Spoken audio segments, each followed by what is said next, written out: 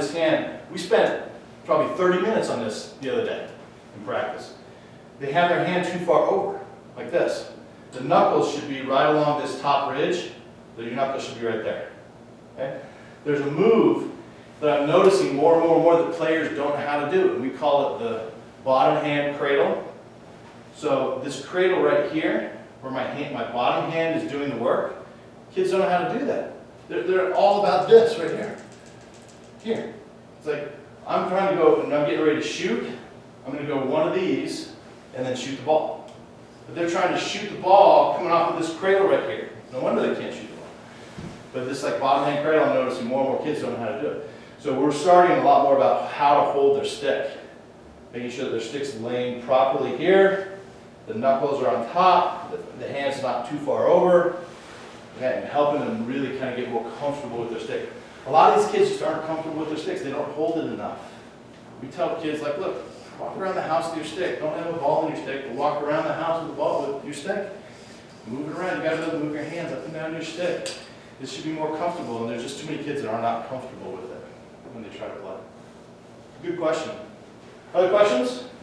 Yes? So 2 questions. In regards to first offense, which dodges do you teach at fundamental? Oh, great question. So there's really 2 main dodges, and then everything else is kind of a variation of those dodges. So there's the split dodge, which is the idea of I'm going to make you think I'm going one direction. I'm going to step here, and I'm going to switch directions and go this way. So if you watch my hands, the key component of the split dodge is I'm going to step here, I'm going to push my stick across to the side, then I'm going to switch hands, and then I'm going to go this way. Okay? What a lot of kids will do is they'll take their stick and they'll pull it over like this, or they'll come between their legs like this. What we're trying to teach is you go from here to a protected spot, and then switch your hands. And that's difficult for kids to learn, the switching of the hands, which is why they just need to do more of this, right? But I'm here, bringing it across, now I'm protected. The other thing that kids do is they do this right in front of you. Like, okay, here we go. You know, and I just stick my stick there and go, thank you. You know, like, you're just presenting your stick to me. Don't present your stick. I'm here, and then I'm here. I'm here, and now I'm here. So I'm protecting that stick with my body. But I'm switching, pushing it down to the side, and then switching my hands once it's protected. So split dodge is number 1. That's an open field dodge. The roll is the other one, and this is kind of a close quarters dodge. So this chair, and I used to do this in my basement on a chair. So the chair is my defender. My defender overplays me this way a little bit. So now I'm going to roll and switch my hands and go this way. I'm switching my hands while I'm protected. So as I'm here, I'm switching my hands and then coming out this way.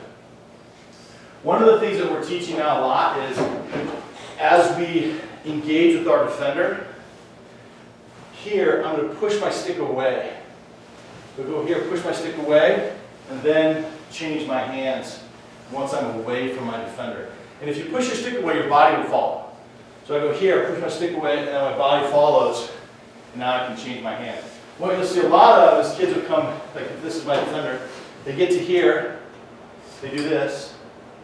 Great, they switch their hands, and now they've left their stick for the defender to get from behind.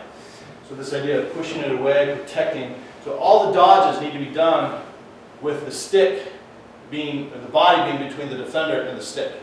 So I'm here pushing it out and then change my hands. The biggest challenge is kids changing their hands at the wrong point in the dodges. Right? There are other dodges. There's the face dodge, which is just a dodge where if you're approaching at me quickly, I'm going to just here, throw my stick here, come back. I don't change hands. Okay? But it's really only used if you're approaching me at a rapid pace. I'm going to go here and then just go by you. There's other variations of dodges like that. There's what we call the finalizer, or the toe drag, which is down here. That's a popular one. You've got Swim dodge, I would just not recommend doing ever. It's so cool. But, all dodges are variations of the split dodge and the goal dodge. Do you run that in like, just like shuttle lines and then? Yeah, so we'll run we'll run a little warm-up drill where we come out here, we do what we call a bounce. So this is another skill that I think is not taught very well out in the West. We went and played some teams back east, and every single one of them, as soon as our defender was here, they just bounced away, got their hands free. So we do a drill where we come up, we bounce here, get our stick away, then we reapproach, and then we push our stick out and turn and roll. So yeah, you can do multiple kind of dodges in a single drill. You can do the same dodge over and over and over. I don't really show you guys drills in this because there's 100 of them online. You can go to YouTube, US Lacrosse. There's tons of drills that you can go and find. And frankly, I make up most of mine now. Like now, okay, we're having trouble with this element, so I'll make up a drill that addresses that element. Or I'll steal it from somebody else. And, that's what I'm saying. The lacrosse information, there's just tons out there. I mean, there's 100 different passing and catching drills you can do. The more you can do that incorporate one or two skills, so if you can incorporate dodging and ground balls and passing and catching in the same drill, that's awesome. The more you can incorporate 2 or 3 things in a single drill, the better. Just one more question. Yeah, please. So, with a young team, how do you keep everybody out of the crease? They like to just go hang out in the crease. Hey, give me the ball, give me the ball. What do you do? Well, are you is it like 3rd and 4th grade? Or 5th and 6th grade. 5th and 6th grade? They all want to be in the crease, huh? Well, first I try to teach them a shape. I try to teach them a shape, and you just have to reinforce getting out of the crease. We even have that problem. Like we have the problem, we end up with 3 guys in the crease, because we have guys moving, and then this kind of sequence, oh no, there's 3 guys in the crease. Wait a minute, we're not supposed to have any in. So they have to keep moving. But yeah, if they all go in and stand in there, they just have to keep teaching that, look, we can't have 3 guys in there, guys. You're just crowding it up. Understand they're just creating a crowd. They want to create space, not a crowd. And it's just something that you have to reinforce. Help them with shapes, like start with shapes. Start with, 2-2-2. If you have a problem with too many guys in the crease, run a 2-3-1. So you just have 1 guy in the crease. And then you can always say, look guys, our shape, we should only have 1 guy in the crease. Why do we have 3?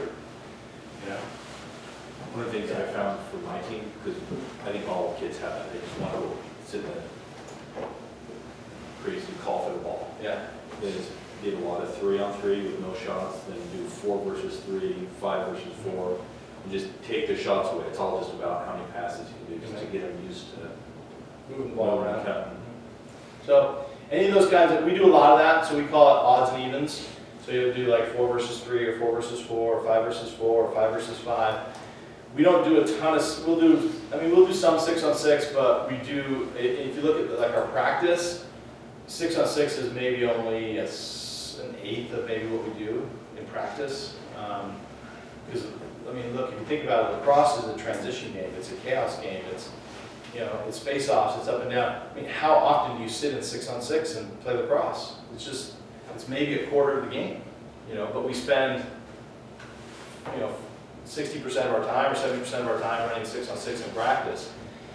There's a lot of other things that lacrosse has that are actually more important than 6-on-6, but I think that's a great idea, and that's something maybe you could try, is do odds and evens and think about how many passes you're getting, and take away the goal, or take away, or do like you get like there's a game called Chumash, which is a skinny goal, like this. Do something like that where they have to hit a post, or make it so that scoring the goal is really, really, really challenging, so that they're trying to move the ball before they actually try to score. So they're trying to get the best shot they can get versus just whatever shot they can get. Maybe they have to hit a cone or something like that, instead of just throwing it in the net. Because 5th and 6th grade goalies are not necessarily the best goalies at stopping the ball. So yeah, they get a little, hey, I can shoot it whenever I want, wherever I want, I'm going to score. Yeah. How do you teach EMO? Do you same principles again, or do you do separate Yeah, things? we actually, no, we don't. So last year at UVU, we set up 4 plays for our extra man offense, so this is man up, and we were horrible. We were terrible. We weren't scared. We weren't smart at all. So we scrapped it. We went to a James set, so we went to just a 2-3-1, and we said, great, just go play, guys. and all of a sudden, nobody can stop us. So we just, again, the principles govern what we do, and we were just having problems when all of a sudden we were saying, well, you have to do it this way, instead of just do what the opportunity presents itself with. We were saying you had to do it this way, so now our guys are thinking too much. Well, I have to do it this way. So we took that away, all of a sudden our man up, we were scoring all kinds of goals. So you can do it both ways, you know. We've even tried some things which are very non-conventional on man up, where we actually dodge on man up, which people go, well, why would you do that? You know, because you know, you're a man up, you should be able to do it. Well, again, the man up kind of just gets us out of our normal thing, and so when we dodge and we draw a slide in man up, now we're 2 man up. And as long as we move the ball, nobody can stop it. It's a high risk thing, but if we just beat one guy and we get a slide, we're 2 men up. So just, you know, there's just different ways to kind of look at this. I try not to overcomplicate any of it, and I really try to keep it simple on the offensive side. At the end of the day, if you can't pass and catch, some of this doesn't matter. It really doesn't. But that's another reason that we have a dodging offense too, is you start it with, hey, we're going to have somebody dodge. So the dodge, you have to learn how to pass off the dodge, and then really, most times it's just a catch and shoot. You know, I don't have to necessarily pass it 8 times around. That's what I'm saying. The one time I saw our guys pass it 15 times in a row, it's like, oh my goodness. You know. So back to zone then, against the zone. Yeah. I mean, I guess the convention is you pass it against it. yeah, but What we try to do is we dodge the gaps. Okay, so in the zone, you're going to have these guys here playing zone. Okay, what we try to do is we'll take and we'll dodge the gaps. Okay, and then what we do is we expect this guy to come over or this guy to come over, and then he has to know, all right, if this guy's going to come over, now I have this opportunity and I got to pass the ball over there. So we're still dodging and we're still using our same principles. Guys off ball have to move. Okay, if you want to know the very, very most basic type of zone offense, it's what they call a wheel. So this guy here starts with the ball. He's going to come this way. This midfielder cuts down here. This midfielder cuts out here. This attacker cuts up here. These 2 guys over here exchange spots. That's the most basic zone offense you could run. And what it does in the zone offense, if this guy moves, this player has to pass him off to the next player. So that it requires communication and understanding who's going through where. What you're counting on is if you do this and you do it again, if you do it enough times, that somebody's not going to do their job on defense, and that guy's going to pop open. So it's a very patient, you have to be very patient when you run it. And we start it from either here or here. So this guy can carry or this guy can carry, and then these guys can go. We'll also run a variation where it's a 3-man wheel. So this guy carries from here, and this guy cuts in.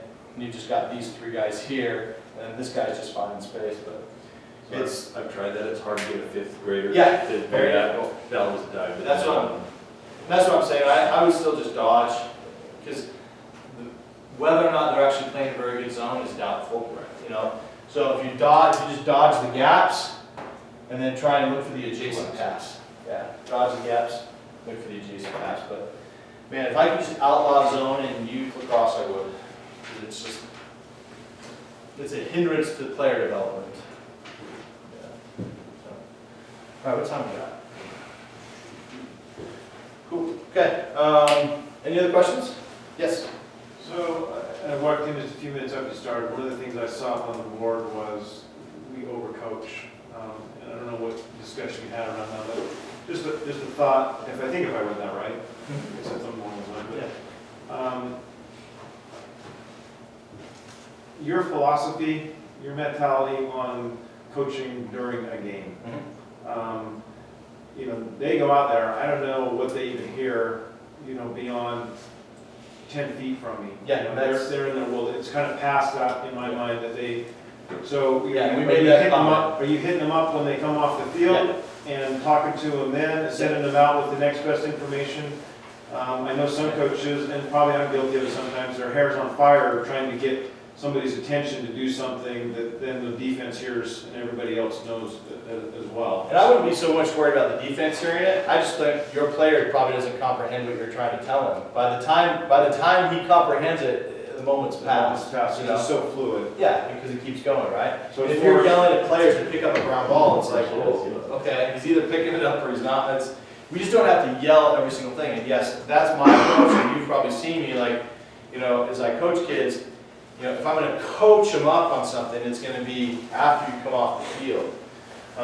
Very rarely am I trying to coach them and tell them to do something while they're on the field, because it takes them out of what they're trying to do, Now, that's not every coach's philosophy, right? And even Kevin's a little bit different. Like, he'll yell out certain things. Now, we try to minimize what we're yelling, so he'll yell, so Kevin's a coach that coached with me, and he'll yell out like a set, it says, hey, let's go high ball, high ball, high ball. Everybody should know then what that means. It's not like he's having to pinpoint every player and say, oh, Cole, you're supposed to do this, and Wescott, you're supposed to do this, and Ben, you're supposed to do this. It's high ball, great, everybody knows, and we run it, So he's trying to set them up. But I do know coaches that are yelling at every single player, Ben, you do this, and Steve, you do this, and John, you do this. And it's like, just let them play a little bit, right? And if we can't do that, then we're not doing a good job on the weekdays during practice. We're not keeping it simple enough for them to understand what they're supposed to do when they're out there. I do have philosophies on practice. I think, particularly youth, like, you should never go over an hour and a half. I mean, even an hour, like 15 is probably enough. They just can't pay attention that long. They lose interest. Particularly little guys, that'd be like an hour maybe, Do make sure you kind of have a plan going into practice, that, hey, we're going to do these drills, and I would explain as much as you can to them why you're doing drills. I, for the first time 2 weeks ago, had kids like, why am I even doing this? This isn't going to help me. I just wanted to say, do you know who I am? I was like, really? That's what you're going to say to me? Like, it's like, okay. But it's just, that's kids, right? That's just kids. And even more so today. It's like, why? Why did I do that? Why? Well, because your coach said so.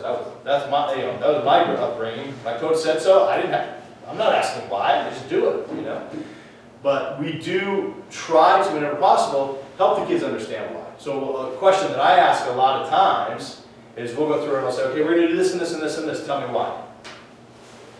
And if they can tell me why, then we've done a good job helping them understand more of the big picture. If they can't tell me why, then we need to explain to them why so that they understand the big picture. We're not just doing this drill because, I'm a mean guy or whatever. We're doing this drill because it applies to this and this and this, or, we're doing it because whatever the reason, and if they can tell me why, then we're doing a better job in teaching them. So, yeah, I'm trying to teach them why.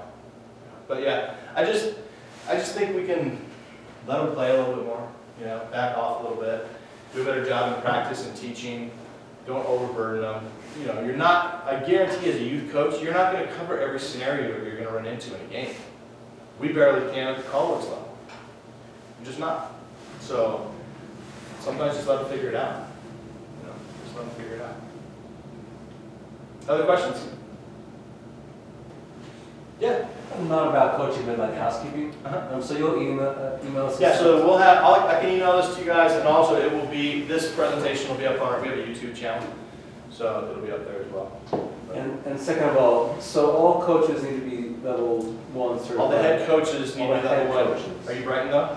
You all have to be level 1 certified. Even assistants? Yeah, that's your Brighton program, Everyone. making you do that. Okay.